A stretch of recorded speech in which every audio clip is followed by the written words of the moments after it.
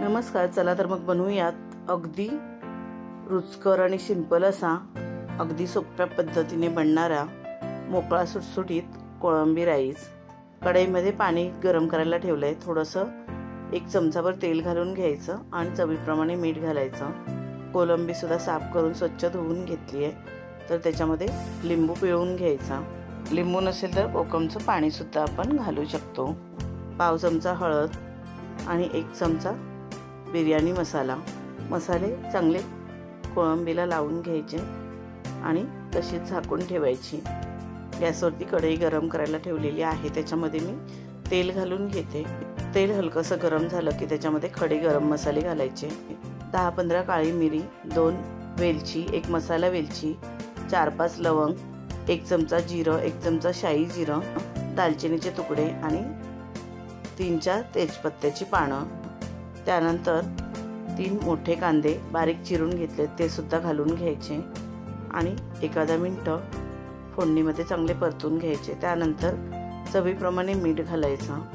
मीठ घातल्यामुळे कांदा लवकर परतला जातो आणि 3 हिरव्या मिरच्या घातल्यात, त्या सुद्धा फोडणीमध्ये परतून घ्यायच्या। त्यानंतर 1 चमचा आलं लसणाची पेस्ट आणि 2 बारीक चिरलेले टोमॅटो।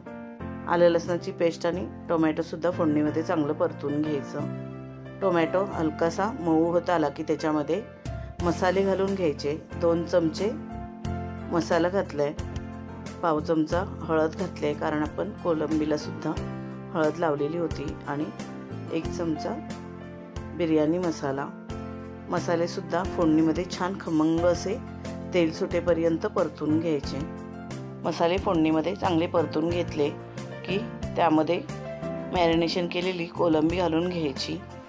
2 मिनिटं कोळंबी सुद्धा चांगली परतून घ्यायची। कोळंबी शिजायला जास्त वेळ लागत नाही, ते अगदी 8 ते 10 मिनिटात कोळंबी आरामात शिजते। छान अशी कोळंबी परतून घ्यायची। त्यानंतर थोडं पाणी घालून घ्यायचं आणि झाकण ठेवून 5 ते 7 मिनिटं शिजू द्यायची।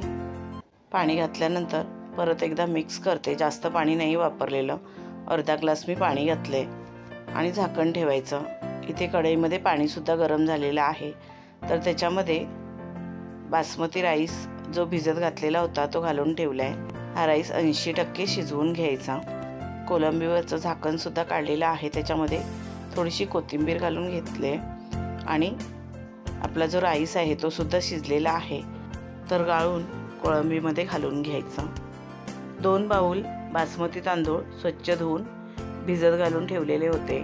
आपण नेहमी भातासाठी वापरतो साधा तांदूळ, तो सुद्धा या भातासाठी वापरला तरी चालेल। वरून थोडीशी कोथिंबीर घालून घेतले आणि 10 ते 12 मिनिटं झाकण ठेवायचं। मी झाकण काढून घेतलंय। आपला हा राईस तयार झालेला आहे, तुम्ही बघू शकता। अगदी मोकळा सुटसुटीत असा हा कोळंबी राईस बनलेला आहे आणि हा राईस चवीला सुद्धा अप्रतिम लागतो। आपल्या चॅनलवरती जेवणाच्या सिरीज चालू आहेत, तर ते व्हिडिओ सुद्धा तुम्ही नक्की बघा। तुम्ही नक्की बनवून बघा, तुम्हाला सुद्धा नक्कीच आवडेल।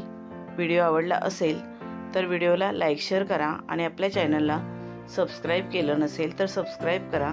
बेल आयकॉनचं बटन क्लिक करायला विसरू नका, त्यामुळे नवीन येणाऱ्या व्हिडिओचं नोटिफिकेशन तुम्हाला सर्वात आधी मिळेल।